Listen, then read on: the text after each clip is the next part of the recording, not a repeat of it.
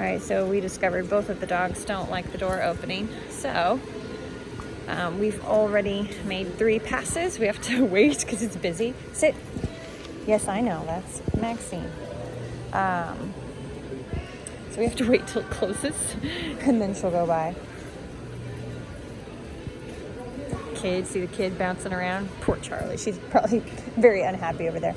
We had several kids when we came in too, going, oh, look at the pooch. And so she is shaking a little bit, but no, good girl. But she's hanging in there. And then this one is just new place, new sounds, all that stuff. There we go. Go, Maxine, go. Much better. Tail's not completely tucked. It's much better. That was better. That was a lot better. Let's see how you do this time. She actually was just really startled by it the first time. And then after that, did much better. Let's go. Nope, let's go. Nope. Good. So a little higher correction the second time she looked at it. Also, a person came through it. So I was at a 10. What did I get up to? I got up to a 16. So it's just about disagreeing with them caring about their environment. No, we don't target every single little moment because that would be overload, but at least a little bit. Just choosing our moments. Good job. She's so proud of herself. She's like, I did it. Just move it. Go ahead and have her do it again, just because I didn't get her. Yay.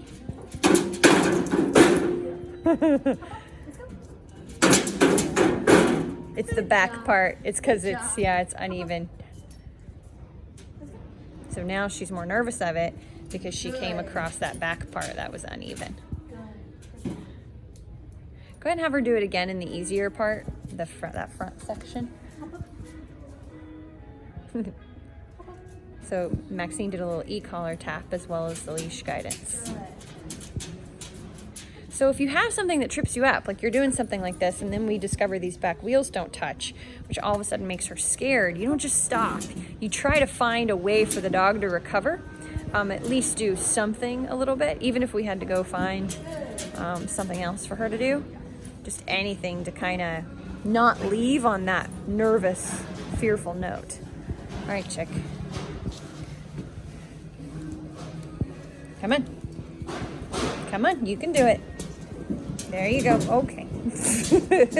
So I'm on dominant dog collar with her, which does not give me as good of direction as it does with someone over there getting spoiled. It doesn't give me as good a direction, but the reason we have dominant dog collar on her is just because it's easier to control in case she has chooses a bad decision. But she's doing great.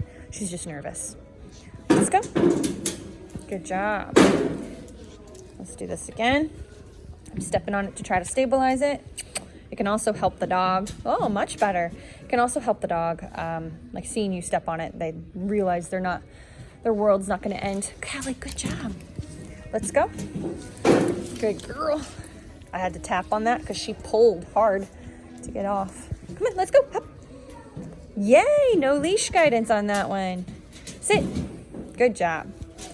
Very good. Callie, come. Yeah. Good job, chick. Let's do that one more time, just so you guys really get a sense of how many times we do this to help the dogs work through things. Like that was a good one, so let's do another really good one. Hup. Good job. Sit. That's the sort of a sit. There's some kids up there. Let's go. Good girl. Let's go. Yay.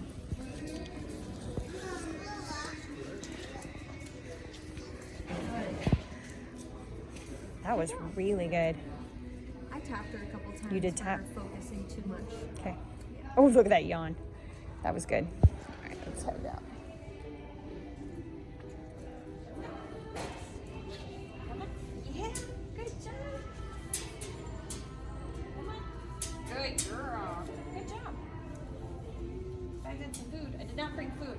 Bring food when you go places with nervous dogs. Good job. Yes, good job. Good girl. Let's do one more. One one more for the camera. Let's go.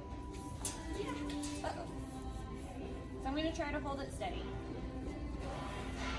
Yay. So I am tapping to encourage her to work through it. Good job. Sit. Good girl.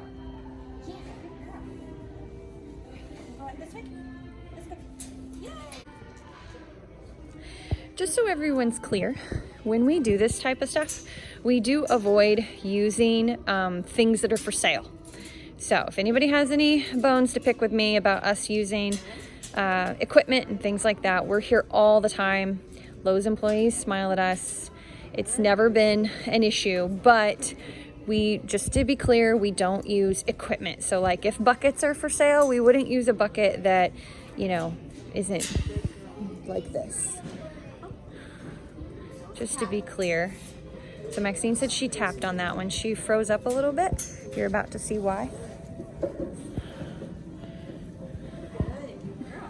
So that's why she froze up a bit, and that's why I put my leg here, sit, to block her. Because I actually thought one of those kids was walking. I didn't realize they were. Uh-oh. Good girl. Look at her tail. She's like, this is actually kind of interesting. Callie, sit. Good job, yeah. All right, we got Callie and Charlie just doing some people watching. Don't worry, that's not pee, that's a leak in the ceiling. We just got people walking by. A lot of micromanaging. Let's scroll down to a 3. She can observe as long as she doesn't get creepy. If her ears stay forward, that's a definite no. But I don't, yes, I'm talking about you. I don't mind her observing. I just don't want it to be too focused. Sometimes their ears will be back and they'll still be hyper-focused because they're so nervous. We'll also interrupt that, but it's not at some huge crazy number. It's at a low number. This is a nice dog today. Yeah, thank you. See, look, her ears are all over the place. They don't know whether they're coming or going. So I'm just going to give her a little, no. Good. Just see how she kind of, well, she started to shift her hips a little bit and settle, but she didn't fully commit.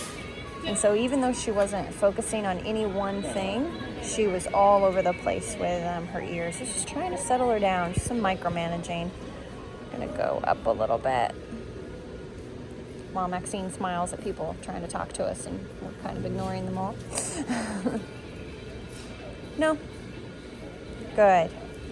So specifically, what Charlie's so sensitive to know, she always thinks everything's about her. They were both, see how she's sitting? That's how Charlie was sitting with her tail tucked under. So we kind of just pushed her over. You could also kind of pull her tail out a little bit, but it's actually not bad. So it's not tucked in tight. If it was tucked between her legs all the way up against her tummy, we'd actually pull her tail out. It's a bit of some old school behavioral stuff. For her, I'm gonna see if she'll even let me. She's kind of cramped. There we go. Yeah, relax those hips. And the same thing, you know, I'm stepping on the leash. We would just pull the tail out a little bit. There we go. So it's not quite so tucked up. You'd be surprised how much those tiny little things over a long period of time help tremendously. But anyway, guys, this is what we do when we go out with the dogs.